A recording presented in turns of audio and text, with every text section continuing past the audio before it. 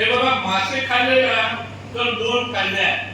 मासे खाल्ले तर माणूस म्हणजे काही माणूस चिडवे दिसायला लागतात. आणि डोळे आहे ना, डोळे तरी दिसतात. कोणीही बघितलं तरी पटूनच घेणार.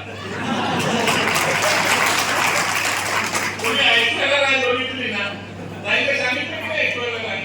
काय ही समुद्राच्या किनारी राहणारी बँगलोरची समुद्राच्या किनारी तिची दररोज मासे खायची. बघितलं ना तिचे डोळे, जसे तुमचे बी होत ना. आणि हा एक कायदा आहे. आपले स्किन असते, चांगली असते, चांगली दिसते, त्याच्यामध्ये ऑइल असते, तेल असते.